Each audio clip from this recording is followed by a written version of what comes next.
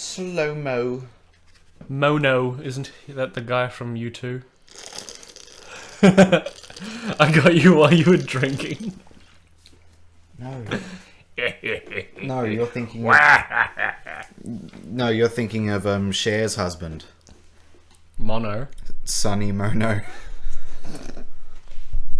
Sonny, oh no.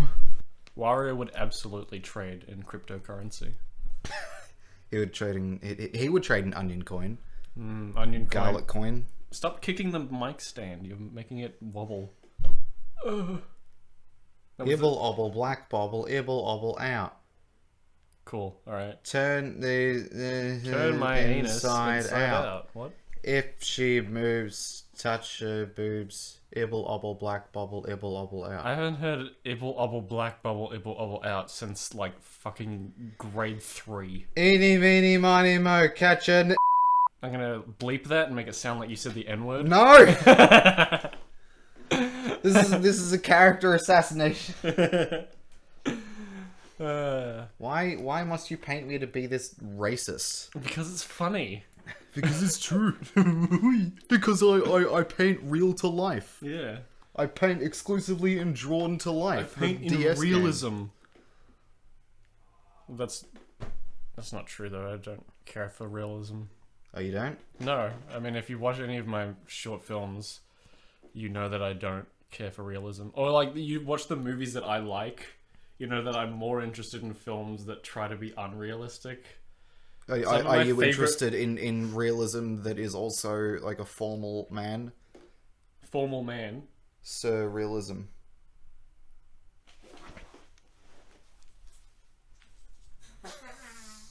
What the fuck?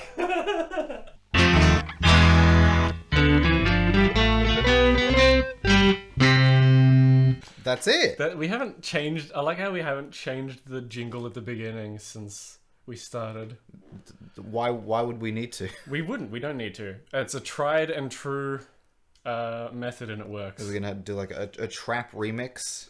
Well, I mean, it's episode 30, so if we want to start switching things up, now's the episode to start. Why? Because I don't know. Generally, around the like milestone episodes like this, people try changing formulas, but I don't think it works. We're now at episode 30. That's quite a few episodes of us talking for an hour. Yes. Yeah. But we're going to continue, and hopefully, now that this lockdown is over, we can actually do them monthly. Yes.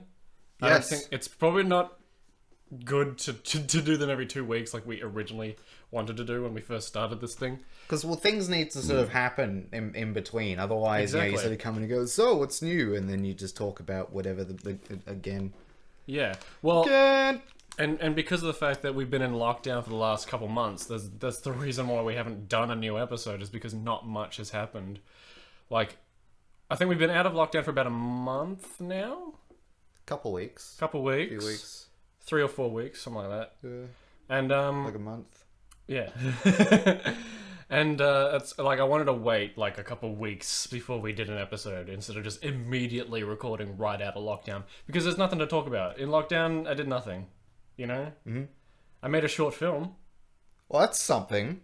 which is a listener. How many short films do you think I made? I made that while we were in lockdown, and then I released it a week ago. Yes. After we finished in lockdown. But yeah, it was just like a fun, like, oh, okay, I was originally planning to release it on Halloween, but it took a lot longer to finish. Yeah. So I just thought, why not release it exactly a month after I shot it? I shot it on October the 15th, and I released it on November the 15th. Anyway, it's called Listener. Everyone who pause this right now, go listen to that. And go listen to Listener. No, go watch Listener, preferably with headphones. And then after you watch that, continue. Come back and continue. We've got some questions. I think we should say that now, before people immediately fuck off and listen to something else. We do have a funny Q&A section, and that will probably take up the second half of the episode. I mean, that is... that's an event for me. I mean, we've definitely had, like, opened the floor up to questions before, and I've had zero expectation about anyone writing in. The fact that Nick's like, oh, by the way, we last have week, several questions. last episode we did it as well, and I think that was a really fun segment. It really did take up the second half of the episode. I re-listened to it yesterday just to make sure we're not covering the same topics that we did last episode, and to make sure none of the questions were repeating, like a certain Dylan Weinstein's question about your nose. Wow. Yeah, how original. Anyway, no one's ever made fun of my nose before. but yeah, since lockdown has ended, not much has happened. But I guess I've been to the movies a lot. Kel surprise. What? That's a look that it's just like fucking. I'm shocked. What the fuck does that mean? Kel surprise. Does that mean I'm surprised or something? Yeah, I think it's like shock what horror. a shock! Well, yeah, exactly. What a surprise. Yeah, I think in the 4-ish weeks that we've been to the movies, I think I've seen 12 movies. Jesus. In the 4 weeks that we've been open, I mean. Ah, Jesus. Let's see. I can list them all off. You can count them on your hands. We just open up the list of movies I've seen. All right. So first movie I saw was Candyman. I saw that with a few friends at Village. Then I saw Antlers that Monday. What were they attached to? Oh, Antlers. They were attached to a Wendigo. Huh? It was a movie about Wendigo. What is that? That's a Native American creature, like a mythic creature. Oh, okay. So they made a horror movie about that. Sure. The movie was okay. Uh-huh. It felt kind of unfinished, which is another victim of the Disney Fox merger, which is a topic that I don't really want to go into right now because you won't stop. Yeah, exactly. Candyman also was very good. As that kind of one of those recent trends in horror movies where they get an old property and they make a soft reboot / sequel. It's like a sequel, but it only takes place after the original. They ignore all the previous sequels, you know? Like what they did with Halloween, or what they're doing with the new Ghostbusters movie. Mm-hmm. Yeah. So there was a Candyman, and now they have also made another Candyman. So there's Candyman, and then there was Candyman 2 and 3, but this new Candyman just follows the first Candyman. I was expecting that you were going to tell me it was going to be Scary Willy Wonka. No. The Candyman. But it's very good. I really like the original Candyman is one of my favorite horror movies of all time. Yeah. And this new movie was really good. Also one of your favorites? Well, not one of my favorites. It's not as good as the first one.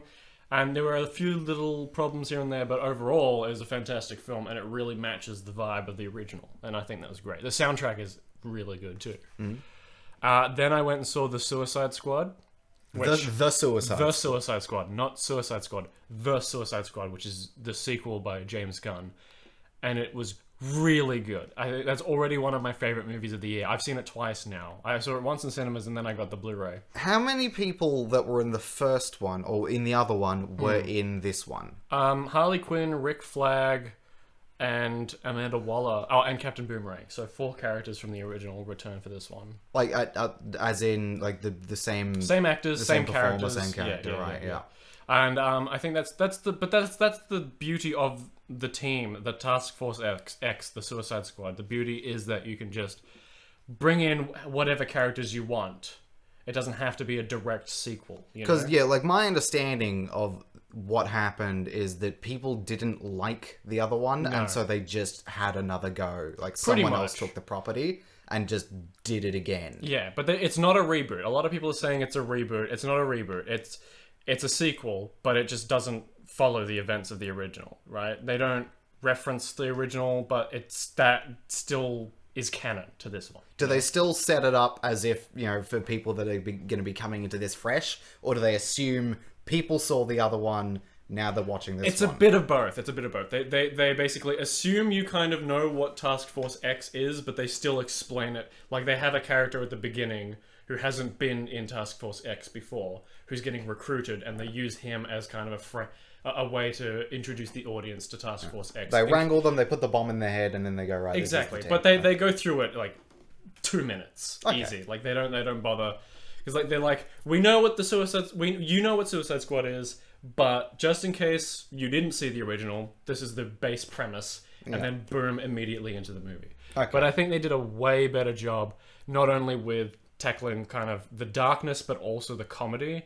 Because this is much funnier than the original, but also strangely much darker than the original too. Because the original was rated M and this one's MA, so it's really gory. Yeah. This movie's messy in its gore. It's not like, say, Kingsman, where it's very flashy and stylized gore. It's Bondish, there's, whap, boom, bam. Yeah, like there's squibs going all over the place. Okay, the character's covered in dirt. It's gross and messy, and I love it.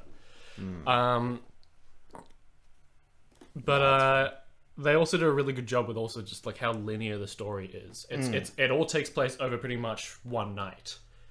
And I mean, the original did that too, but I feel like the original felt bigger. And it felt too big for a Suicide Squad movie. Because Suicide Squad, while they can tackle world-ending threats, a big laser in the sky that's enveloping the whole Earth in a cloud of darkness or whatever feels too big. A giant monster that's like a Suicide Squad level threat, I think. Yeah. Yeah. They shouldn't be tackling Justice League level threats. Or if they do, they have to keep it fairly covert. I think that was like a fair criticism of the plot of the first one, where you go, right, these are the rejects, these are the people that we got out of the bin, that if they just fucking die, then well, whoopee. So so you wouldn't send those people in to deal with a world-ending threat, because if they screw it up, which is all part of the contingency, they might just faff it, then nothing too bad happens. Well, I guess they kind of get away with it because they made Suicide Squad before they made Justice League. And so the premise of the original Suicide Squad is that Superman is dead, Batman's kind of fucked off, well, Wonder Woman also, like, she can't be called, and that no one really knows about any of the other superheroes. And so they get all these villains from pretty much just Batman's past. And send them off. But now that the DC universe is more established, they have a lot more fun with the amount of villains that they can have in, and play around with world building and stuff. It's really fun, and they go goofy. Like, they have full costumes that look like they come from the comic books, and they're silly, but they work. Because the tone of the movie is silly, basically, and that's what makes it work. So it's meant to be balls out, and exactly, and it's consistent in its tone. It's pretty consistent in its tone, Because something that you've complained about before is that there are a lot of superhero movies that are coming out where the standard is like Avengers eyebrow wiggling at the camera, and it being kind of it's meant to be, it's an action film, but it's also we're constantly quipping. See, well, James Gunn does that well, because the Guardians of the Galaxy movies are also a really good example of how to put comedy in your action movie, They're not constantly looking at the audience going, hey, was I funny? They just do the funny and then kind of move on with the actual story. And the funny doesn't distract from the story, and the story doesn't distract from the funny. It's really well done. But, as soon as those movies did it well, all the other Marvel movies are trying to copy that formula and trying to shove jokes where they don't belong. Yeah, well, I think there is a big difference between, say, how Guardians first opens up with Peter Quill, dancing along to Redbone kicking space rats. Yeah. You know what film it is. But then if you got, like, the second or third Avengers film, where it's like, the world is ending, half the population's fucking, but they also are occasionally like, hey! And Hulk dabbing. You're Hulk dabbing in a film that's meant to be, dour and like, I lost my wife in my neighborhood. And then you go fucking, gamers. Yeah, exactly. Well, that's exactly it. Like, that's one of the reasons why I think Infinity War is one of the best Marvel movies, is because while there are jokes here and there, especially with Spider-Man, because he's Spider-Man, the movie doesn't downplay the stakes. They make sure everyone is here to save the world, and if they fuck up, half the universe will die. And then they actually go through with it, But with Endgame, there's a weird tonal inconsistency about it throughout the whole movie. Yeah, where a film doesn't really know what it wants to do, what goal it wants to achieve. The first, 20 or so minutes are really good, where they're dealing with the aftermath of the snap. They have the whole 5 years past, and everyone's kind of broken, and then they go and they hunt down Thanos, chop his head off, and then title card. And then after the title card, that's when it starts to get more messy for me. Yeah. Yeah. And inconsistent, especially once they introduce time travel. That's when the movie really kind of like I enjoyed it when it first came out, but then the more I think about Endgame, the less I like it. Whereas the other way around, the more I think about Infinity War, the more I like it. So yeah, it's kind of the whole Anyway, What other movies did you see? well, yeah. So the Suicide Squad I've already seen twice. And then we went and saw Last Night in Soho. Yes, we did. We did. Ben and I went and saw Last Night in Soho. Literally the day after I went and saw Suicide Squad. We saw that at the Astor. We saw it last night. In Soho. No, in Chapel Windsor. Street. And it St. said, Kilda. what did you think? I loved it. What do you think? I really enjoyed it. I think that I would like a second watch. It was. Edgar Wright movies are always better the second time. It was a lot more tense than I would expected an Edgar Wright film to be. I mean, there were moments in Baby Driver, like particularly with Jamie Foxx's character, that made me very uncomfortable. But I think that that Last Night in Soho leans on it a lot heavier, and once they start introducing it, it gets progressively worse up until it all comes to a head and you get the climaxes of the film. Yeah, but I mean that was always the intention. It was always going to be, this was his horror movie. Yeah, like, not a horror comedy like Shaun of the Dead. But I think the thing is though, even with his other movies, especially with like Shaun of the Dead and The World's End, there's still like actual tension building throughout, despite it being funny. Because The World's End has this whole, they're being chased by all these robots. And then Shaun of the Dead has the zombies, and they're not downplaying the threat, despite it still being funny. Yeah, I mean, there's definitely there's tension of plot in both of those films, because it's like, right, and you don't want the characters to die, because the thing is, because of the way the movies are built around, you know that the characters could die. They don't make it so that Sean's the main character, he's not going to die. They kill off pretty much half the cast. Anyway, because it's a zombie movie. And so you're like, oh god, I hope these guys do survive. Like almost building it up so that you are preparing for them to die, and then boom, all of a sudden the ending happens. Yeah, well, I think in those films, like, neither of them are like horrifying in their stakes. Like, they've definitely got there is threat, because otherwise there's no conflict, and you get tense because you think, right, I don't want bad things to happen to the main characters because I'm rooting for them. And the zombies are kind of played seriously, but also they still have their funny moments. Yeah, but I felt with Last Night in Soho, they were definitely going for more of like, right, when this happens, this is going to be genuinely upsetting to you. Like for me, when I was seeing that this character having to deal with the extra sensory issues that she has, where she sees things that other people don't, it just seems manic. It seems hallucinatory. It seems like they might be suggesting at some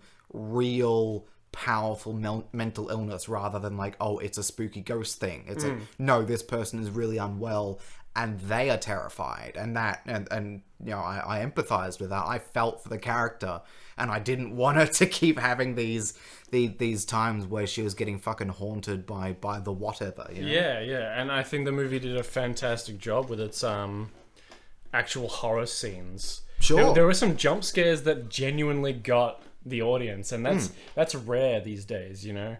Jump scares are so common in horror movies that they're really played out at this point. So when a director can still do them well, it's almost a miracle. That one scene when she goes into the bathroom, she looks at her room, there's nothing there, she looks away, and then she looks back, and then all the horror stuff is back there, and it's just unexpected.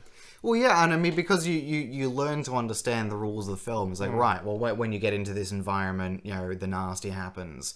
And so after the second or third time, and, she goes and puts herself to bed, and you start to brace yourself, like, right, what is the next awful thing that's going to unfold? And then the movie starts breaking its own rules on purpose, because, like, the nasty starts appearing outside of her sleeping time, outside of sleepy time, Yeah, and then that's surprising in itself when it happens, because you think that you're safe in certain contexts, and then the movie goes, nah. And while I love Edgar Wright's comedy, I honestly would love to see him continue making more horror movies, or at least like, go making more horror movies and then, also some more comedies in there. He can make whatever. He can make whatever he wants because I'll watch whatever his films are. Exactly. And he's at that point where, you don't know what to expect from him because he's done his Cornetto trilogy. Mm-hmm. There's no real expectation for any of his future films other than like a possible Baby Driver sequel that was announced, but probably not happening. I don't know. I don't need a Baby Driver sequel, but if it happens, I'll welcome it. It doesn't need to happen. It was, it closed itself up.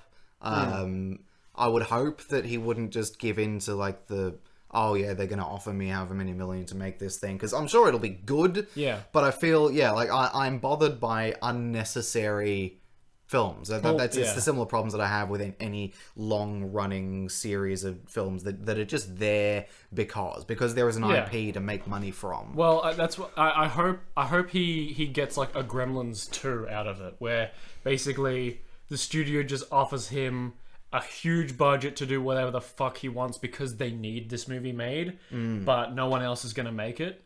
So with Gremlins 2, basically, like Warner Brothers, they were asking a bunch of other directors after Joe Dante had said no, like 100 times, and then they asked around, everyone kept saying no, or everyone that like said yes, it never went through, and so they approached Joe Dante with the incentive of complete creative freedom, the budget you want, that you can make make whatever movie you want as long as it's called Gremlins 2. Yeah. And he obviously he said yes, and he made one of the weirdest fucking Hollywood sequels ever, which is almost a commentary on Hollywood sequels and consumerism and all that kind of jazz. It's like an anti-sequel almost, because it doesn't really continue from the original movie, but it still has all the characters and stuff. It's this complete manic, chaotic film where anything happens and it's completely unpredictable and it's full of this fucking wacky cartoon physics, and it's so fun. Honestly, better than the original, and that's what you love to see. Crazy guys given complete creative freedom. Well, isn't that a similar thing to Freddy Got Fingered, which Tom Green alludes to in the film, where his own character goes and gets greenlit, and is just obnoxious with the money. Yeah. And Tom Green was basically given, because he was like at the top of his career at that point, so he was given like a $20 million budget to make whatever he wanted, and whatever he wanted is what he made. He made one of the most obnoxious, hard to watch films ever made on purpose. And it's honestly a masterpiece. Yeah, because there's going to be some executive going, this Tom Green guy, I hear the kids like him, so let's just give him some money and see what he does. Pretty much. Assuming people are going to go and see it. But then the movie did pretty well, I think. How do I waste these people's money? That's literally the point. So basically, he almost made Freddy Got Fingered as a prank. He was like given all this money to make whatever he wanted, and then he said, cool, and made, quote unquote, the worst movie of all time. But I think it's an actual comedic masterpiece, because not only is it actually funny, like the movie has genuine jokes to it that honestly have probably aged better now in our age of shit posting than they did when the movie came out. But also the fact that you're constantly watching all this crazy shit happen, and you're thinking to yourself, a studio paid money to put this on celluloid. Yeah. And that's the best part of the movie, is just the idea that it got made at all. Yeah. Yeah. It is a middle finger in motion. Just being like, hey, I bet you didn't expect me to do this. I need to show you that Freddy Got Fingered. Have you seen it? I've seen bits of it. Yeah, I need to show you the whole thing. I've got it on I've got the special edition DVD that I bought for $5. I thought you were about to say I've got it on dumb DVD. No, I've got it on DVD.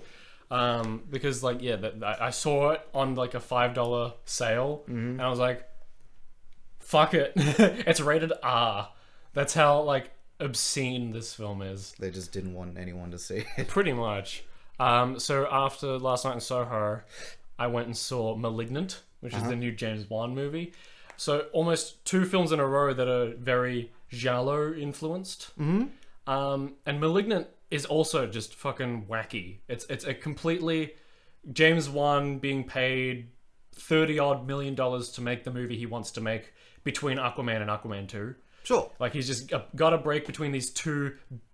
Well, one's a $1 billion movie, one's potentially a $1 billion movie, right? And so he's just like, I've got time, I've got money, I'm gonna make whatever the fuck I want, and it was crazy. And I can understand, like, general audiences probably won't be huge fans of Malignant unless they're looking for something completely original and completely unlike any other, like, mainstream Hollywood movie, horror movie.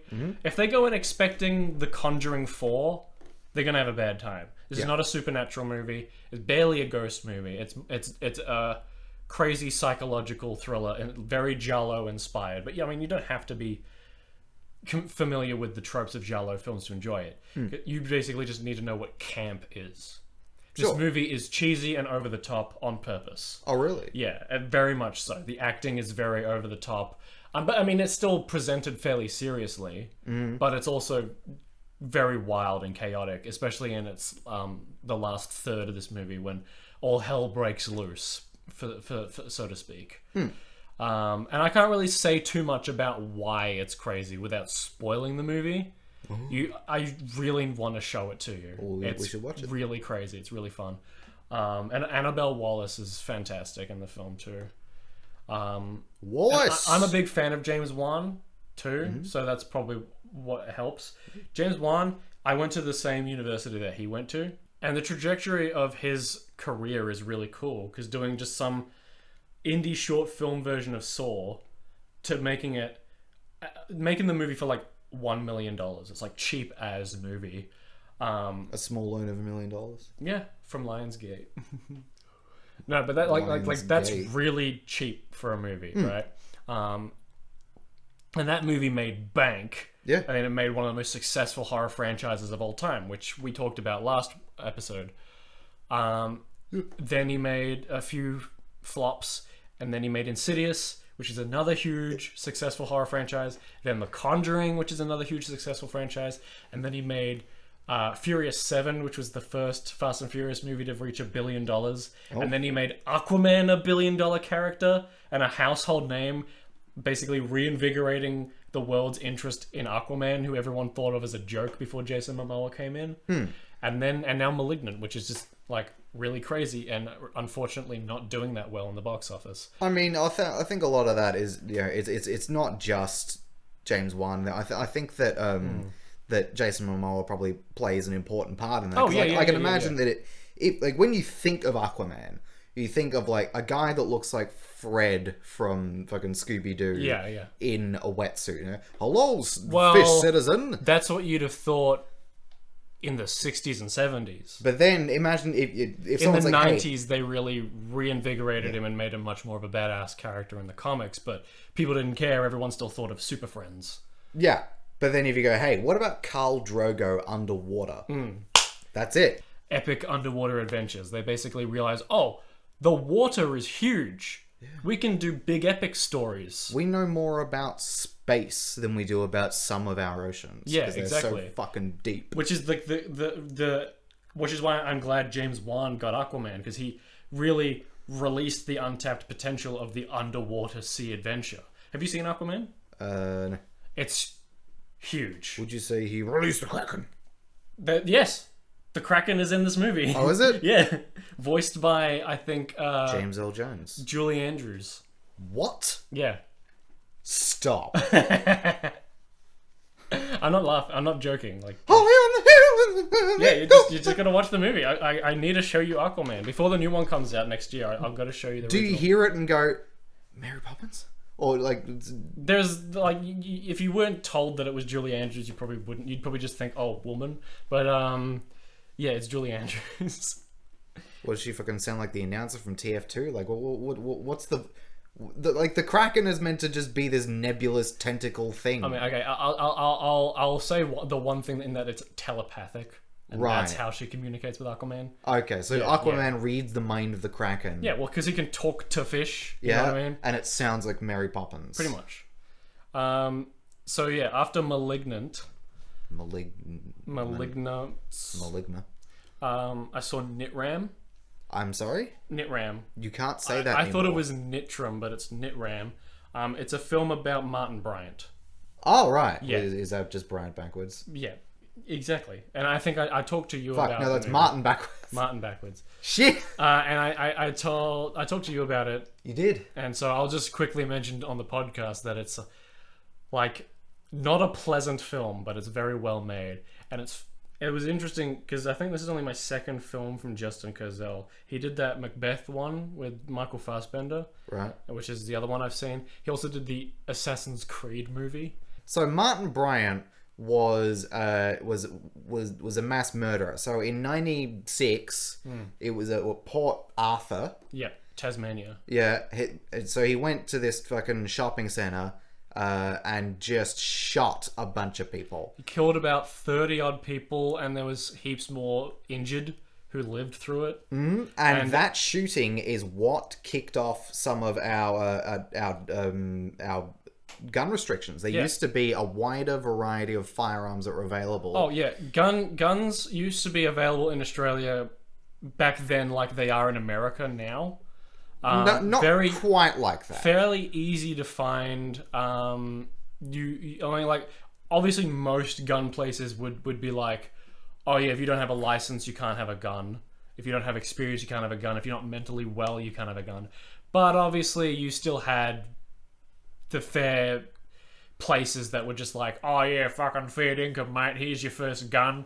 Go on, do what you want with it, mate. Well, yeah, and you also had the black market dealers and stuff. But it's much harder to get guns after the restrictions legally. My understanding is that it was largely about the kinds of firearms that you could own. So, yeah. Assault rifles and stuff. Well, yeah, assault rifle doesn't really mean anything. That's not a meaningful term. So it was about the rate of fire and the capacity. So you used to be able to... So citizens used to be able to own semi-automatic guns. So a semi-automatic gun is... So once you charge it, if you pull the trigger, you will get a shot without having to then interfere with the gun further. So every time you pull the trigger, a bullet will come out. But now you cannot own semi-automatic weapons because it is much, much easier to gun lots of people down if you can get a shot every time you pull the trigger. And you could, have a large capacity magazine. Yeah. So, and there are further restrictions on types of guns that you can still own, and I think pistols are pretty heavily regulated. You have to be part of a club, and you are not allowed to own guns for self-defense in Australia. You have to either use them for hunting or target shooting. So it's unlike America where you don't require a license just to own one.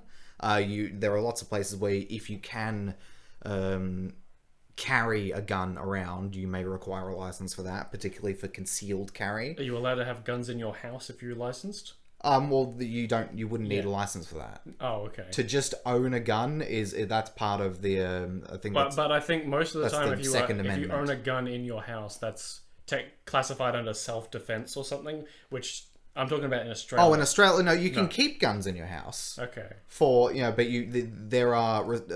there are tight regulations about how they have to be kept. Yeah. So they have to be kept in a locked container, and the ammo must be kept separately, also in a locked container. Yeah. And so the police will come round to double check that you secure your things properly. Once you make the purchase of a firearm, then they will come and they'll make sure that it's stored correctly. Yeah. So yeah, it's fairly heavily regulated, but there are still lots of gun shops, particularly in rural places. Oh, yeah. It's not hard to get guns. I mean, I owned a junior firearms license, so it's not hard to own one so long as you haven't committed a crime yet. Yeah, it's just there was a title card at the end of Nitram that said there are more firearms in Australia now than there were before the gun ban, which. It just sounds crazy, but it's probably true. Yeah. Well, yeah, I don't know. Well, whether they're counting legitimately owned firearms. Yeah, I don't know what the stats are, so I can't really verify it. I'm just going to assume because the movie has very much it's a very anti-gun movie. Yeah. Well, but consider how many shootings we've had since then. Exactly. Well, none. This would be like So just assume if in America, after the Columbine shooting, that they started actually regulating firearms and stuff. That would be kind of the level of shooting, I think. Because a lot of kids died in the Columbine shooting. Yeah. That was a huge mass event for America. Yeah, lots injured, lots killed. It's like 15, almost 20 years ago at this point. What, Columbine? Yeah, it was early 2000s, I think. Or was it the late 90s? I want to say early 2000s. I'm going to look it up real quick because I don't want to be wrong about this. Yeah. Columbine, was early 2000s. Sandy Hook was like... 1999 was the Columbine High School Massacre. So only a few years after the Port Arthur Massacre. Yeah. But I mean, the thing is, a shooting like that wasn't... I mean, it was tragic, but it also wasn't... It wouldn't be unique in America. No, but that's the thing. They've happened up to then. They've continued to happen. Yeah, exactly. But the Columbine, I guess, was just it was a particular one that really got to the country. It was highly publicized, certainly. Exactly. And we talk about it. Yeah, exactly. Everyone knows about the Columbine shooting like they know about 9/11 because everyone knows about everything that happens in America. But yeah, like if mass shootings like that happened. They happen so often in America, and yet they don't do anything about it. And yet we had one in Australia, and we decided, okay, you can't have your guns anymore. You can only have your guns with a license, and you can stop selling them and stuff like that. You can get rid of your stores. You can keep your stores in certain areas if they're heavily regulated. All that jazz. Yeah. But in America, they're like, oh man, this is tragic. Anyway. Well, the thing is, we have a different relationship to guns than the Americans do. So we have a constitution, but we don't have a Bill of Rights. Yeah, I don't think we've ever been as, I guess, emotionally attached to our guns as the Americans are. Well, it's about the different ways and the different times that America and Australia separated from the UK. So the way that America started in terms of like when those pilgrims turned up from Europe, the Puritans. Yeah. So they were originally Puritans in the UK, and they were considered too nutty and too severe for the place. They were getting. I've seen the JonTron video about it. Yeah, they were getting clowned on in the UK.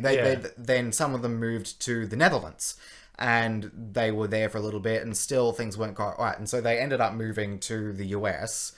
And so they were breaking away from what they felt was some kind of oppression. And also they had a tenuous relationship with the UK in which they were still considered British citizens, but they were being taxed without being represented in the Parliament of the UK.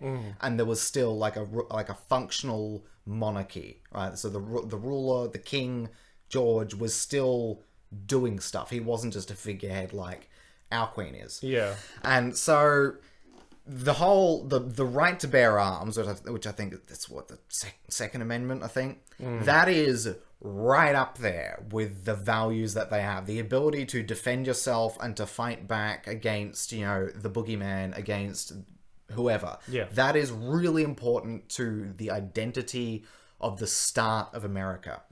So Australia, have always had guns because, guns have a use. We've always been like a livestock country. We've been a farmer's country for a long time. But it was never like in our constitution. It wasn't as much a cornerstone as it is in the States. Yeah, and so we still tool. had, lots of guns that could, fire quite fast and fire with, high capacity. But yeah, not the same kind of thing. Yeah. And so... And Australia didn't have the same kind of separation from the UK. I mean, we're still part of the Commonwealth, so we didn't have a period where we went, right, we are going to kick back against our oppressors and be our own thing. It was gentler, so we didn't have that same fuck off, we're Australia now, I'll kill you.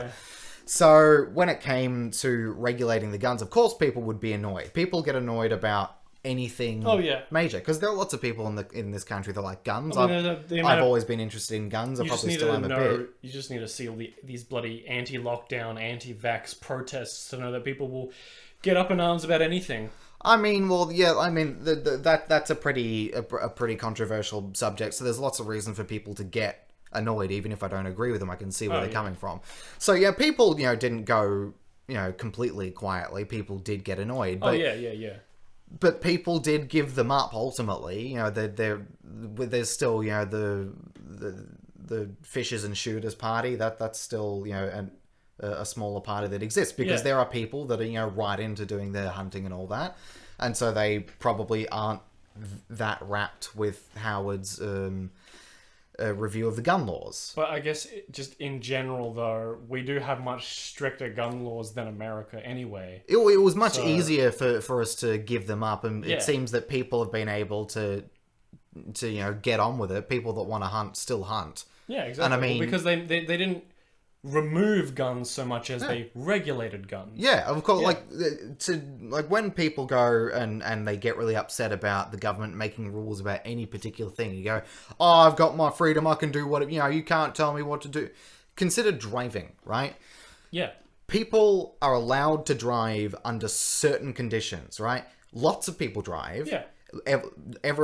Most people have the privilege to be able to learn to drive and be certified. Yeah. But you have to be certified within, a certain standard for the government. You have to drive at certain speeds because it's been determined that going faster than a certain amount is just fucking stupid and unsafe. And so even if you would really like to go fast, it's been decided we will compromise for the safety of everyone else. Yeah. So you might really like to own a tank. But that might be your desire. But we've decided that that's not necessary. That what you gain, the benefit that you gain out of owning a tank is not worth the health risk of someone owning a fucking tank. Yeah. That's the argument. So it's similar, like New Zealand have actually got laxer gun rules than we do. They've got access to a wider variety of guns than us. But they're also New Zealand, and so they don't really care. So they basically always had more guns, larger guns with greater capacity, greater ability to fire faster than we can. But they don't have the shootings that America does. Yeah. And so recently with the that mosque shooting, they reviewed their gun laws and have restricted them further. I think they're still looser than ours, but it's not to say that it's just about the guns, but it is about the people that use them. Well, yeah, it's about the attitude as well, because I mean, New Zealand have been able to access some of the kinds of equipment that people in America can, but they don't have the same issues. Exactly. But it is of course a risk. If the guy that went to that mosque could fire slower, perhaps he would have been less of a threat. Yeah. And he either would have killed / injured less people in the time that it took to apprehend him. Mm-hmm. Yeah. Because, I mean, if you got a bolt action and someone's fucking, 10 meters away from you, if you fire one shot at them and now someone's got a window to run at you because you've got to, rack the bolt. You can't just, Rudy Tooty point and shooty everyone in your purview. Mm.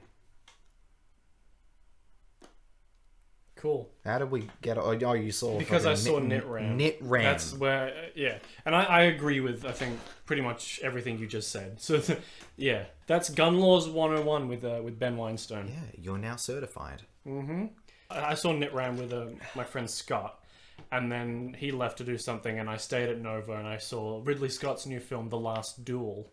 And that was really good. That was I think all these movies that I've watched have been pretty good except Antlers. And so who fights in The Last Duel? So The Last Duel, it's a duel between Matt Damon and Adam Driver. And it's set in like the 1380s France. And so the movie, it takes kind of a Rashomon approach in that it's the same story told from 3 different perspectives leading up to the duel, and then they have the duel. And so basically the story is about Matt Damon's wife, played by Jodie Comer, is raped or allegedly raped by Adam Driver. Mm-hmm. And the movie first shows it from Matt Damon's perspective, where he seems like a much more caring husband, and he's really interested, and this is an outrage. And then it tells it from Adam Driver's perspective, where they show the rape scene kind of as like a playful thing. A playful rape. Basically like she's acting like she doesn't want it, but she does. You know what I mean? Sure. Right? And then it frames Matt Damon as much more of an uncaring guy who doesn't actually love his wife, but I do love his wife, and that's why I raped her. And then it shows it from her perspective, Jodie Comer's perspective. And it's a much more brutal rape, where she genuinely doesn't want it, and he's portrayed as an evil man. And Matt Damon is also portrayed as kind of an asshole who still loves his wife, you know? And then, so they basically, the duel is about not just the truth, but also the honor of the two men. Right. And basically, Matt Damon is fighting the duel for the honor of his family. More his honor than his wife's honor, but still technically, he says he's fighting for her honor. And obviously Adam Driver is fighting for, like, his innocence or whatever. Sure. And basically, if whoever wins the duel, that's how the truth is decided. Because the hand of God allowed this man to win, and that's how the truth is decided. Well, it's trial by ordeal, and so you can have trial by combat. Yeah, and it's a really well done movie, because they could have just done it as a very matter of fact thing, or they could have just shown it from the perspective of one character and left it at that. But there's a reason this movie's 2.5 hours long. It's because it's showing all these events from all three perspectives. Do you think that... But it doesn't feel tedious at all, because you notice the changes if you're looking for them. Do you think that showing it from the woman's perspective kind of takes the wind out of it? Because I suppose that if it's ambiguous as to whether, Adam Driver is a rapist, then I think that seems to create tension. Well, no, and there's who did it? That's the thing. That's the reason why it's shown from both of their perspectives, is because the movie, while it's pretty obviously saying that her perspective is the truth, it's still saying it is just her perspective, because there are a few moments throughout where you can kind of see that she kind of regrets making such a big deal out of it. Is it suggested that they are unreliable narrators? Like, would it show it from her perspective, and she's mistelling it? That's exactly the thing. The movie shows differences in all three retellings, differences. And this is a movie you have to be paying attention while you watch. You have to be paying attention to the acting, because certain characters come off much more likable in certain retellings than others. Yeah. Right? Like Matt Damon's character in his version of the story is a much more likable protagonist than he is in the other two versions of the story, Sure. And the same goes for all three of them. Yeah. Yeah. After The Last Duel, I still have seen several more movies after that. I watched Shang-Chi, which is the new Marvel movie. Shang-Chi and the Legend of the Ten Rings. One of my favorite Marvel movies so far. And I'm not just saying that because it's new, because Black Widow came out recently and I didn't really care for that one. Which ring is your favorite? There's no distinction. All 10 rings are the same. Oh. Yeah. It's not like the Infinity Stones where the 6 stones have each have individual abilities. All 10 of the rings are the same. The O-ring, the ring piece, the lifesaver. And Ben's talking about buttholes, ladies and gentlemen. No, well, an O-ring is something that's used in like mechanical engineering, isn't it? Cool. Shang-Chi and the Legend of the Ten Rings. Yeah, I should just be more brief about the rest of these, because anyway, really good. Probably one of the best character relationships between hero and villain in a Marvel movie, and a really good supporting cast. The action is fantastic. Choreography you can actually see mixed with visual effects that look really pretty, and a really, really good tense story that doesn't use comedy to hide the actual consequences. Then I watched Halloween Kills after that, which wasn't very good. It's the follow-up from 2018's Halloween. Memes. Halloween from 2018, which was really well done. This was one of those movies that, the style is there. The kills are really cool, but all the characters are fucking morons. Yeah. And it made it way harder to watch this one, because I really enjoyed the 2018 movie. So this sequel, I don't know. It was really annoying to watch. I didn't really care for a lot of it. There were some parts that were done really well, but overall, the characters were just so stupid it made it much harder to enjoy the film. The sequel to Halloween hurts quite badly. And then last Monday, I saw The Nighthouse, which is really good. Another really fantastic modern horror film that had a really good use of like the space within the frame to kind of convey something in nothingness. Right. You know, using kind of empty space in the frame and kind of telling you, oh, what if there's something in there? You know? Yeah. And then after I watched that, we saw Annette. Which is finally, you can talk again, because we saw Annette together. And no, we didn't see your mum. My mum's called Annette.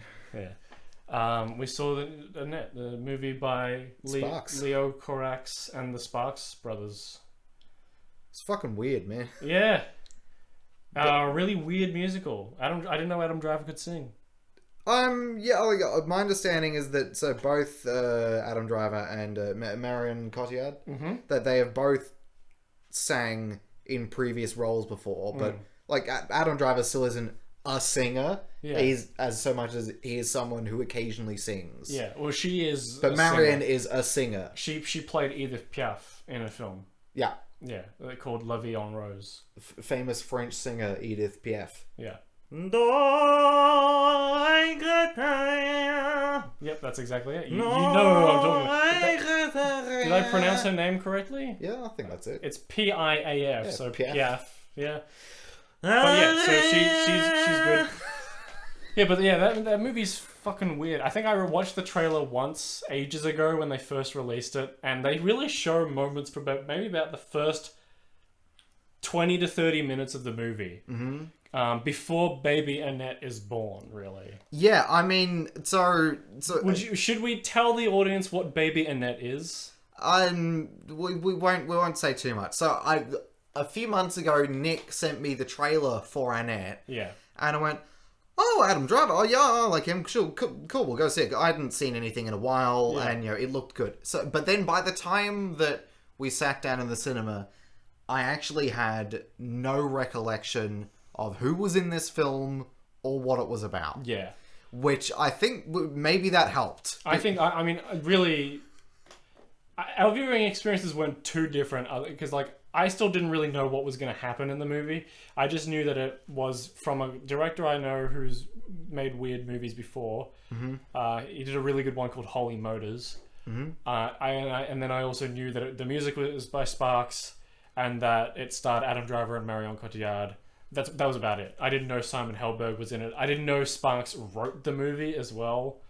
And I forgot that it was going to be like entirely a musical. Like barely any of the dialogue is actually spoken, you know? Yeah, it is mostly a musical. It's not even like, you know, if you see fucking Hairspray and you've got like a good La La Land. A good third of the film that are just normal scenes, and then it'll become the point where they break out into song. Yeah. And they will have a song. Yeah. There are lots of scenes where, you know, a character will enter the room and they'll just start singing at the other character. Yeah. Hello, my friend! Yeah, and I think the funniest parts are when Adam Driver and Simon Helberg are in a scene together, because Adam Driver is singing and then Simon Helberg is speaking rhythmically.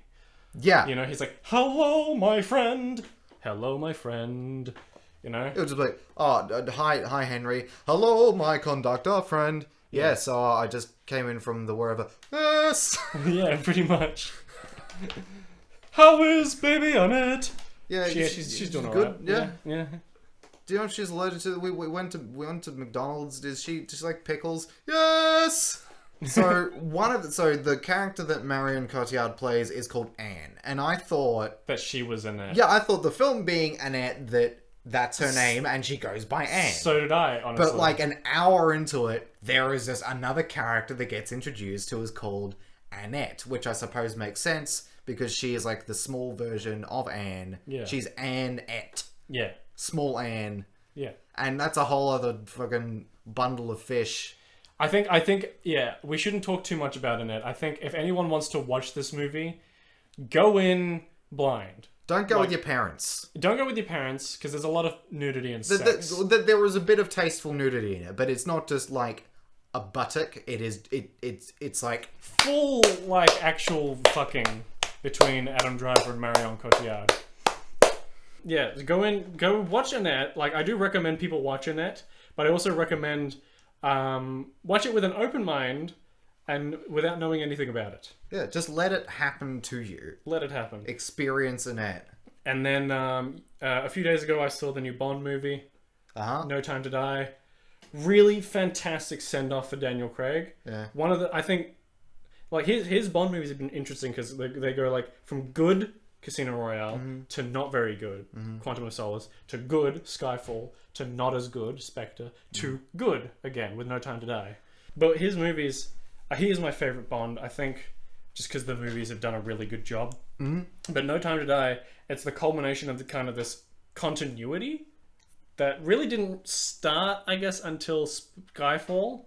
Is Christoph Waltz in it? Yeah. He plays the same character that he played in Spectre. Isn't Rami Malek in one of the Bond films? Yep, he's in this one. Oh, okay. He plays the villain. Oh, and Christoph Waltz doesn't. No, Christoph Waltz is in it, but he's not the villain. Oh, okay. I thought he was the villain. No, he's the villain in the previous one. Oh. Yeah. Oh. So he's just there. He teaches Rami Malek how to be a villain. Perhaps. Have you ever been a real villain? No Time to Die, good. I really enjoyed it. Fantastic mix of kind of classic Bond gadgetry and adventure, and mixed with the more modern, serious approach to Bond films. Who's Q in Ben Whishaw. Oh, okay. Yeah, voice of Paddington Bear. Right, because when what's his Llewellyn, the guy who was originally Q. Yeah. He died, and then John Cleese was Q for Pierce one Brosnan. of them. I think he was Pierce Brosnan's Q. Maybe Not for all of them. It was only for like one or two. One or two. Like Tomorrow Never Dies, and that was it. Yeah. I'll have I was just wondering whether... I assumed it wasn't still Cleese. No. Q, they introduced a new Q in Skyfall. Oh, okay. Yeah, who's like a young millennial Q. Oh, yeah? Yeah. Playing around with gadgets and stuff. He gives Bond an exploding smashed avocado. No. Anyway, those are all the movies that I watched after lockdown came out. There's a lot of them. I mean, I'll just quickly mention that I recently watched all the Twilight movies with my mum. And any good? Yeah, they're fun. Well, like, are any of them worth watching? The first one, I think, is worth watching. Just like. As a piece of cinema, as a movie, because it's like it's all right. It's fine. It's fine. The acting is probably the worst part of the movie. Well, that's going to bother me. There's a lot of acting in it. It's not horrible. It does its job, but it's also quite like you could call it cringy. You know. I would have to have another try because I mean the last time I saw it, I was probably about 15 and I couldn't stand it. If you go in with more an open mind than I'm 15 and I hate girl things. It was very trendy to not like that. Well, that's probably exactly why I'm glad that I waited until I was 24 to watch the Twilight movies instead of watching them when I was 14. You know, because I think I enjoyed them a lot more. Not only because I'm older, but also because I watched them with my mum, who was she was into Twilight when it was new, you know? And so she kind of filled me in on a few things here and there, and we would make jokes every now and then, or I would try and, you know, we could talk about the movie while we watched them, and they were actually quite enjoyable. Like, and even if I wouldn't say they're necessarily good movies, they are enjoyable movies. Not so much so good they're bad, more... they're a level of bad that it's like still watchable and entertaining if you're watching it with the right person. Do you think is it frustrating to see Robert Pattinson, who you know is a good actor, be Edward Cullen? Well, so the thing is, everyone. So I think I also kind of had really low expectations for these movies, so which is why I probably ended up enjoying them a bit more. But if you really think about his character. The reason why he looks constipated the whole time is because canonically, he's in pain the whole time. Because he is trying to stop himself from eating Bella or eating her blood, you know? Because she, even though he is a vegetarian, which is vampires who eat animal blood instead of human blood, her blood is like just really intoxicating to him. So he is almost constantly on the verge and constantly he's edging the whole time pretty much. Yeah, it's the first gilding vampire. Like she's an awkward teenager, so that's why she's so awkward throughout the whole film, but he's pretty much on the verge of eating her almost the first 4 movies, you know. And I mean, it just sounds... And he does a good enough job with what he's given, I think. All of them are given. They do a pretty good job with what they're given. I'm not blaming the performers because I've seen films with both Pattinson and Stewart in them and enjoyed them and enjoyed their performances. I'd say so actually, it's not them. Of the main trio, I think the worst actor was Taylor Lautner. Well, he was mainly there as muscle dude. Pretty much. Yeah, I've seen him hanging out with Greg Davies, and he seems like a pretty geniable, nice fella. Yeah, he's got about 2 emotions in the entire series. It's either angry at Edward or in love with Bella. Yeah, pretty much. Whereas, I mean, the main, that's about it. So if Edward is constantly smelling Bella's blood, does fucking Jacob go and sniff her asshole because he's a dog? Something like that, yeah. The thing about Twilight is that there's really interesting world building that I think is much more interesting than the central story. I think the world that these characters inhabit, I think, is much more interesting than the characters themselves. Yeah. And I think it would be interesting to kind of explore some of that world a bit more. And I wish Stephanie Meyer could have written some more books that aren't just retellings. Because the only other Twilight books she's written are basically Twilight from Edward's perspective, and then I think a gender-swapped Twilight or something. I'm not sure. Where woman is vampire. Yeah, but she other wants than to that, bite the peener. Something like that. I'm not entirely sure. It would have been cool for her to actually write a 5th Twilight book, and then maybe but it's too late for that to be a movie, because at this point, if they made another Twilight movie, they would probably have to recast. I don't know if any of them would be interested in playing the characters again, nor really. I guess they would have, the characters would have to be 15 years older as well. You know, you couldn't just pick up from where the last one left off, because Bella's 18 or 19, and now Kristen Stewart's 30. So, well, she still looks good. Oh, she still looks good, but she doesn't look 19. Time for your funny questions. So, now's time for the Q&A section, which takes up generally about the second half of the podcast. I mean, you say generally in that we've only had it once before. Yeah, exactly. We've only done it once, so... But last time! I would like this to be a continuing thing. Yeah. So, first question. Right in, you muppet. What is the best epic rap battle of history?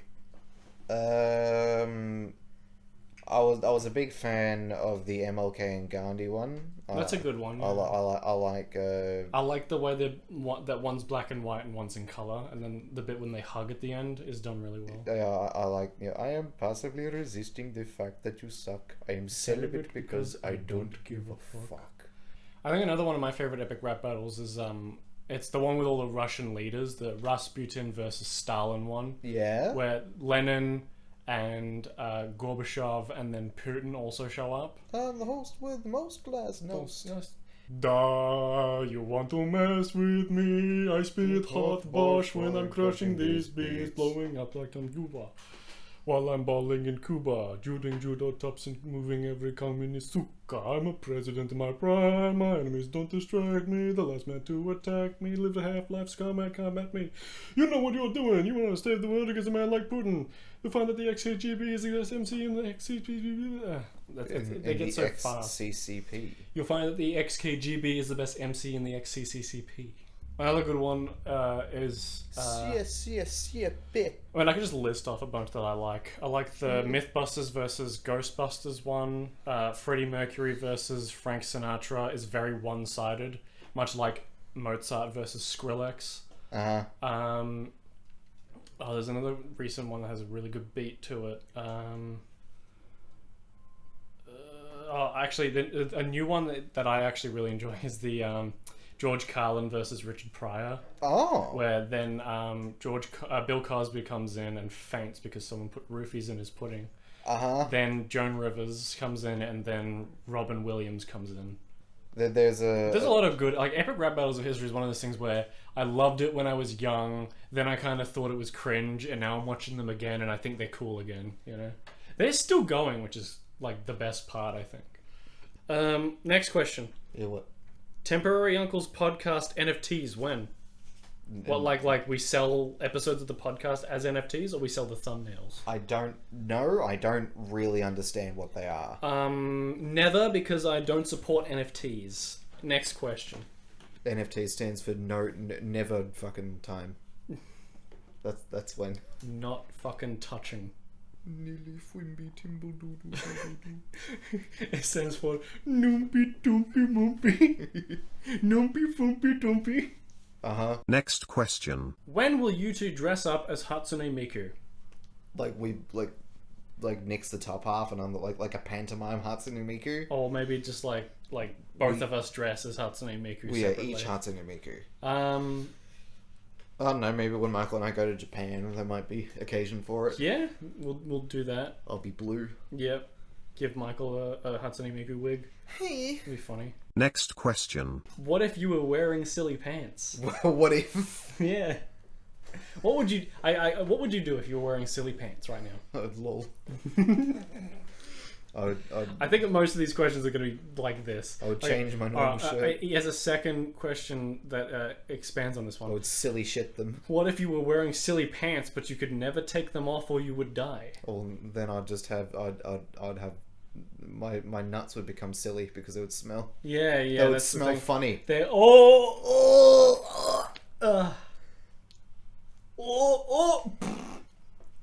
Did you just become sillier? Would your farts smell? Yes, funny? they would. Funny. What if silly forever or dye pants, but people are constantly trying to trick you out of them? I need to know. Like, hey, well, what size are those pants? Can I have a look at your waistband? And they try and pants you to kill you. But I guess if they're still around your ankles, you're safe. I don't know what the rules are. I think as long as you're still wearing the pants, they're good. So I guess if they pull them down, but you manage to catch them, and they don't pull down all the way. Oh, so you didn't have to just like shit out the pant leg forever. Like roll the There's legs no rule. up. There's no rule saying that you can't like cut a hole in the pants to shit through.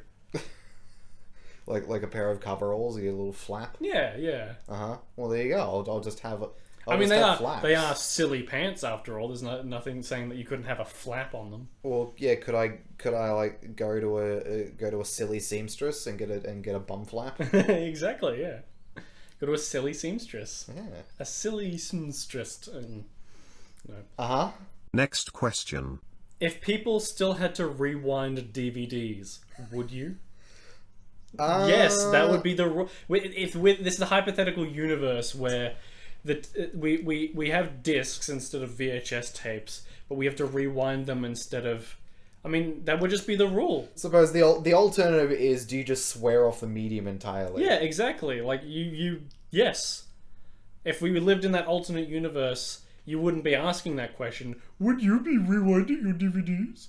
That's just like the rule. You have to. So yes, I would. Get this: if you had to eat food to survive, would you? Mm-hmm. Would you? Dude. Like, if the choice was right, if you had both VHS tapes and DVDs and both required rewinding, well, you would pick one or the other. I would pick the one that would give me the most benefits. So both annoy me by rewinding, but one is going to be vastly higher quality. And also, so I'll just pick the high quality. And also, you'll have less storage space to taking it up if you have DVDs. If your car could only travel and like dimensions. DVDs are the new medium, so if you had to choose one or the other, you would probably still pick DVDs anyway. The one that's got the most support. Yeah. But this begs the question, if in this hypothetical universe, Blu-rays then still happened, would they also need rewinding, or would they have finally figured out the technology for not having to rewind them? I suppose I would hope so. Yeah, then it wouldn't just be, hey, look, they look better. Yeah. Buy my TV. It would be also, you don't have to rewind them. Exactly. Great, I'm gonna make the switch. Because I wonder if that was used as a marketing ploy when DVDs first came out. Absolutely. They were like, "Hey, you can watch movies and you don't have to rewind them." Yeah. I remember if you look at all these old DVDs, on the back they have the interactive menu as like a selling point on the back. Well, there were lots of films where you would have little remote games. Yeah. As part of the special features. Yeah, I missed that. When special features actually were special and they're not just packaging like the trailer and a few interviews with the movie. Like interviews with the movie. Yeah, they're packaging interviews. They sit the movie down and packaging they ask interviews questions. with the movie. Anyway. So, a Baby's Day Out. How did you enjoy being made into a film? I still buy certain I'll still because nowadays that's the selling point between Blu-rays and DVDs. You get the Blu-ray for the special features as well, because DVDs just don't come with them anymore. A lot of the time, the DVD will have nothing, or they'll have like one making of featurette or something, and then the Blu-ray will have everything else. Do you think they're doing that on purpose? They're absolutely doing it on purpose for the people like me who still watch special features. Providing less support to the DVDs, so you're encouraged to buy the Blu-ray. Yeah, exactly. I mean, to be fair, the Blu-ray is better quality anyway. So most of the time, when I'm having to choose between a Blu-ray or a DVD, I will actually more look at the price and the special features as more of an incentive of which one I buy. Next question. Which actor has the best/worst fashion sense? I don't really know. I guess the worst, probably fucking Kanye and Kim together as a package. Kanye's an actor. What's he been in? Your mama. That's not a film. Kanye wasn't in Annette. Stop fucking looking at me. Specifically actors, I guess. I don't really know about the worst fashion sense other than, if someone gets dressed up for like a gala and the dress is just like... And the cock's hanging out. Some stupid dress that looks like those things that they put on the runway. They're like, oh, this is high fashion, but it's like a fucking square box with like a circle that shows their tummy or something. They just cover themselves in masking tape and then color it in a suit color. Yeah, exactly. Yeah. But best fashion sense goes to Nicolas Cage. What about Shia LaBeouf? Because he wears like a paper bag on his head. McFly, hello? Did you wake up and it's fucking 2013? Ben's knowledge of celebrities is 10 years out of date, to be fair. So, yeah, there's that. I mean, you don't fucking watch what people wear. No, I don't care about what people wear, but I know that Shia LaBeouf's paper bag stunt was 10 years ago. That's not even what he's known for now. He's known as the Do It guy. No, he's known for He Will Not Divide Us. Oh, that too. And also hashtag all my movies, where he sat in a cinema and watched all of his movies in reverse order for 3 days. Yeah. He probably smelt really bad at the end of it. Yeah. Where he also subsided entirely on cinema food. He just ate farts. Yeah, that too. Didn't you know he'd farts. figured out the way to survive on farts? Yeah. Yeah. He's an entrepreneur. You do a solid fart. Shy the beef. Next question. Is Steve Buscemi hot? He was in the 90s. Depends what the weather's like. Depends if his air conditioner's broken. That's my new laugh. You like? No, I think you need to try something else. That one that's better? Uh-huh. Okay. If we're talking about handsomeness, I think the most handsome Steve Buscemi has ever been was in a movie called Living in Oblivion, where he plays a 20-something independent filmmaker with long hair named Nick. You fucking kidding me? It's an actual movie. Are you gonna make a film where you play Steve Buscemi? I should! When I'm 50 or something. Mm-hmm. But no, that's an actual movie he plays. Yeah, but there's a really good movie about the ups and downs on working on independent films, and it's one of those movies that it's already it's a good enough comedy, but I think it's made even better if you know what it's like on a film set. Yeah. It's a really good movie, Living in Oblivion. Highly recommended. I got it for like $5 on eBay. Very good quality. Next question. Favorite classic comedy TV shows or films? Monty Python and the Monty Python's Flying Circus. This is like such a broad question. Just favorite classic comedy. So, what defines classic? Old. Like how old? I guess pre-1970. Want to go that far? That's pre-Faulty Tower. That's too old. Classic. Yeah. Well, I like because the thing is, Blackadder is classic. Classic can mean anything. Classic can mean something like Pulp Fiction from the 90s, or it could mean fucking like Casablanca from the 40s. You know, Well, they would both be classic. they'd both be classic. But I think I'll go by like what I generally consider classic film being like pre-1970. Yeah. It's like films from the 60s backwards. But cinema is older than television, so... Yeah, there's that too. So I guess like classic TV shows. I haven't really seen a lot of classic comedy shows, so it would be like Monty Python and the Flying Circus for me. And the Flying Yeah, Circus. but classic comedy films. If I'm gonna go like pre-70s, then I'm gonna go like old like comedy films. Classic, funny. Duck Soup's pretty good. That's That's a classic, 1933. Uh-huh. Probably, I mean, like The General by Buster Keaton, 1926. That's a really good one too. Uh-huh. And I'm not being facetious. These are genuinely good movies. These are good films, but also you're a wanker. I do often find myself sort of going, hello, I must be going. Yeah. But like, I guess like... So I just think that the idea of that is funny. When you say, like, I guess Dylan, who asked the question, like, classic, he understand. probably means, like, old, like, Mel Brooks classic or whatever, you know? I was Like, gonna fucking Ghostbusters or whatever. Yeah. But, like, Young Frankenstein and Blazing Saddles, they're classics and they're really good. Mm-hmm. But if you're going pre-70s, The Producers, that was made in 1968, that's really good too. Uh-huh. You answer the fucking question. Stop looking at me like I'm a wanker. Well, I'll just have to stop looking at you then.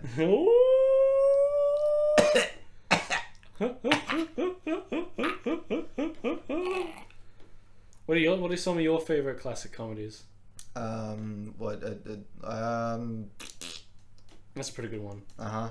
I need to show you Hell's a Poppin' because I really want to watch that, and I think that's gonna be a fun. Faulty Towers is fucking hard to beat. Yeah, Faulty Towers is absolute like masterpiece in comedy. You can just keep watching it just to appreciate what it fucking is. I think the best part of it is the fact that there's only like 12 episodes. Well, yeah. That's a very British thing, is to have a short run of really like highly concentrated, really well written stuff, and then stop. They put like they write all these jokes, and instead of spreading them thin across a 20 episode season, they condense everything into this masterclass of comedy in just 12 episodes. Yeah, they do their best bit and then they pull out before they can be embarrassed by writing. The episodes are also longer than your typical American comedy, though. I think the episodes of Faulty Towers are all about like 30 minutes each. A little bit. So I think that most sitcom episodes are 20 something to have ads in it. Yeah, in America. And then Faulty is the higher side of 20, like it's nearing 30 minutes. Yeah, there's something like that, because like there were one or two that I think that were longer than they were meant to be. They used to play it on like 7/2,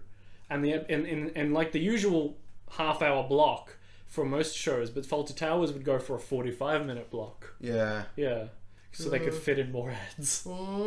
But we've got the whole series on DVD, so I don't need to watch it on TV. I just caught an episode on TV once while I was eating dinner. Is Black Books, is that classic or is that not old enough? Black Books is I think early 2000s or late 90s. Early 2000s. Yeah, around about this. It was around about the same time as Spaced, I think. Similar, yeah. Yeah, and but let's not talk about modernish British comedies. We're talking about old school stuff. And yeah, I haven't really watched a lot of old comedy shows, so it'd be Monty Python and Faulty Towers for me as well, yeah, and Blackadder. But I've only seen the first season of Blackadder. Oh, dude, you're missing out. I know. I need to watch the rest of the series. Like season 1, there's nothing really bad about it. It's just different because in season 1, Edmund is the fool and Baldric is actually kind of cunning. Oh, okay. But then from season 2 onwards, it's the absolute reverse, and as it goes on, Baldric gets stupider. Nice. But I mean, I think every character gets stupider in that show, don't they? It's the typical. That's my favorite kind of sitcom thing. Is rather than instead of the characters becoming more good-looking or becoming better people or whatever, my favorite sitcoms are the ones where they get worse and stupider as the show progresses, like Seinfeld or Always Sunny. You know. Well, I mean, as the series progress, they're similar characters, but they're different people. Yeah, because it's an anthology series, different stories for each season. Series 1, it's is Edmund Prince of Prince of something. Next question. Gore or suspense? John Kerry. George Bush. No, but actually, like I guess so. So when I watch more horror movies than you. I watch more movies than you, but I watch more horror movies than you. And I'd say real, actual suspense makes for a better movie, but fun gore makes for a more entertaining movie. Yeah. So there are merits to both. Malignant has the best of both worlds. So does the Suicide Squad has a lot of both. But I'd say if you want to make a good, like, engaging horror movie, put suspense over gore. But if you want to make something that audiences will clap their hands and go and shovel popcorn in their face and have a genuine fun time, I think splatter blood all over the screen instead of making it tense. Yeah, I think definitely in terms of really inspiring fright, I think that suspense is where it's at. I think once you start... Yeah. Well, once you throw the curtain back, you've blown your wad, and then you can't really do suspense anymore because you've now shown people what it is. Yeah, there are great horror movies with no gore. The Conjuring has barely any blood in it at all. No swearing. It has none of the genuine tenets of like an MA-rated movie, other than the fact that it's fucking scary. You know, there's no gore, there's no swearing, there's no drugs, there's no sex. It's a fairly PG environment, but the movie's so tense and scary that they gave it an MA rating anyway. What if it was all swearing? Well, then it would be the movie Fuck. It would be The Conjuring. Yeah.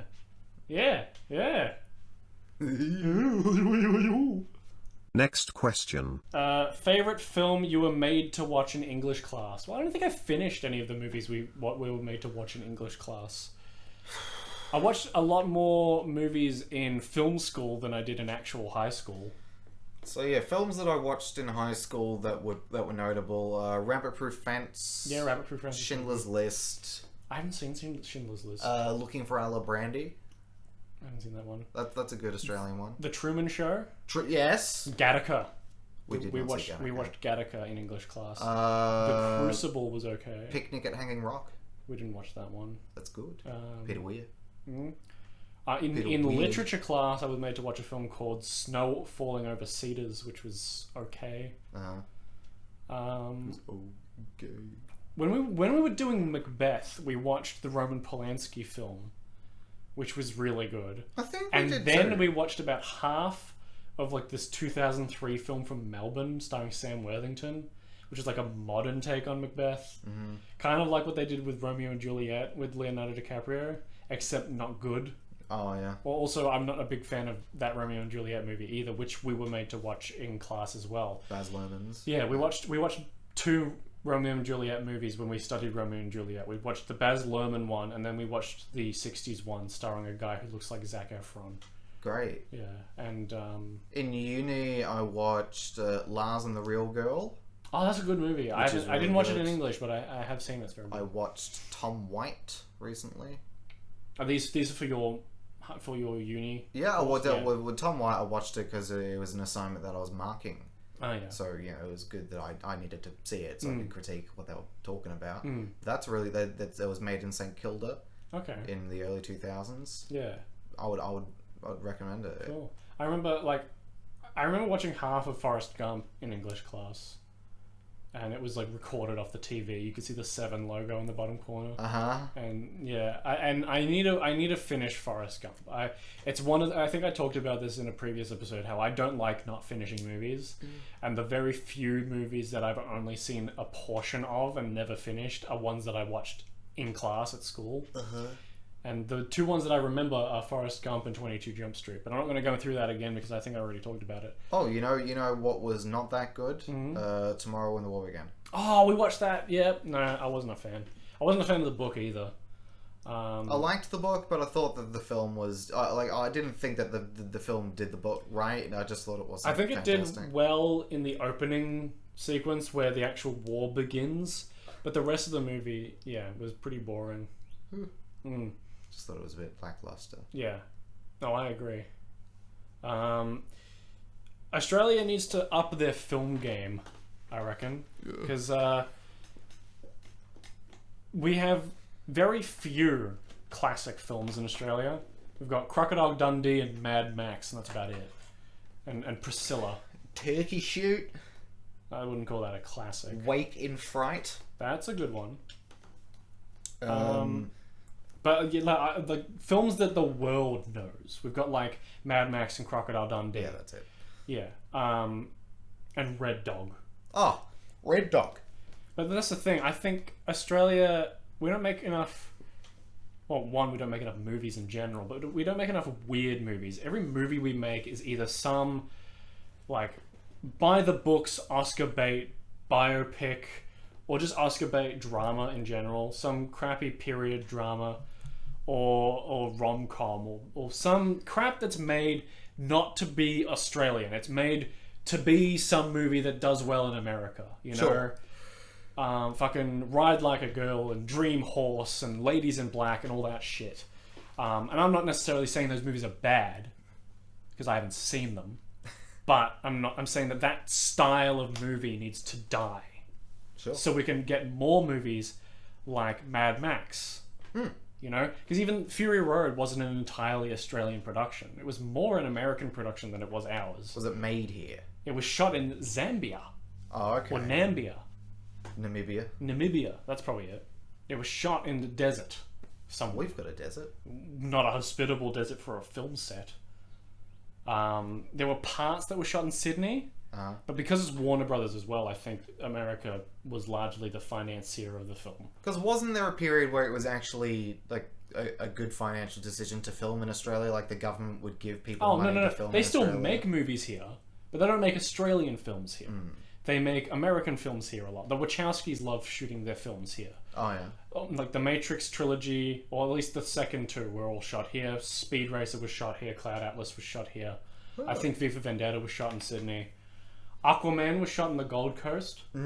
But the thing is, yeah, Australia... Well, if that's one and it's Nicole Kidman, and so it's a little Australian. It's a little Australian, but it's largely an American production. Yeah. See, at least with Mad Max Fury Road, they still keep the characters having Australian accents, except Charlize Theron. Because she's not. Yeah.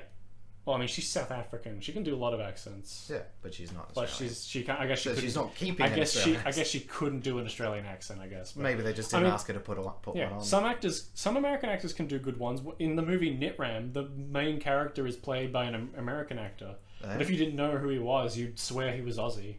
He does a really convincing job. It probably helps that he slurs half of his words. Well, it's hard to do an Australian accent that doesn't sound like fucking Crocodile Dundee. Exactly, yeah. Or Sniper Gaming. Yeah. But, Dev Patel was in a film called Lion, and that was set in Australia, and he does, I think Tom Hardy's Australian accent in Mad Max Fury Road is pretty good. I haven't seen it. You haven't seen Fury Road? No. Have you seen the original Mad Max? I've seen some of it. Okay. I want to go through and I want to watch the all 4 movies again. So maybe I'll do it with you. Yeah, let's watch the Upset Maximilian. Upset Maxwell. Max Unwell.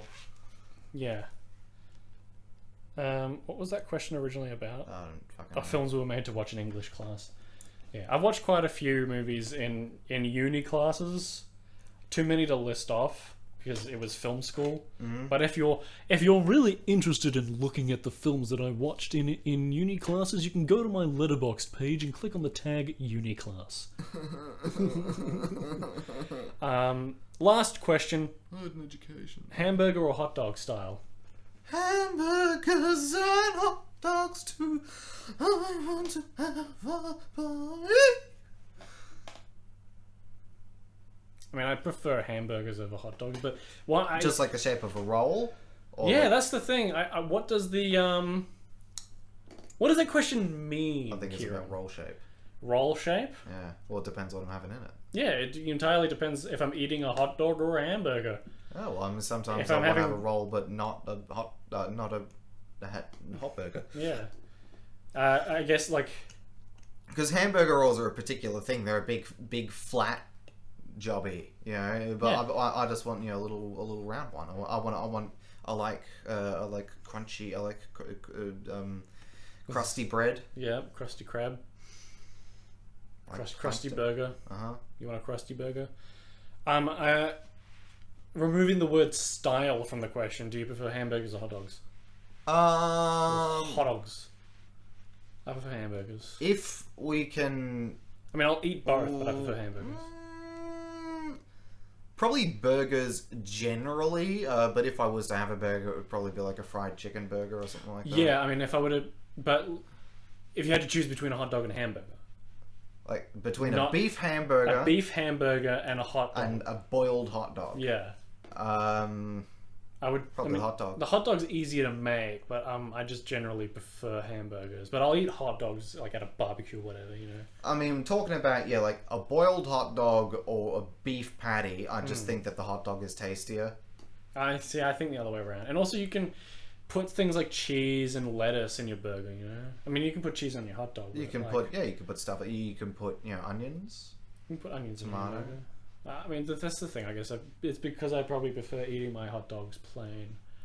Or with cheese. There are particular burgers that I'm thinking of that are really nice. You know, I've had some really good crispy chicken burgers with like if I'm picking between a chicken burger or a beef burger, I will pick the chicken burger.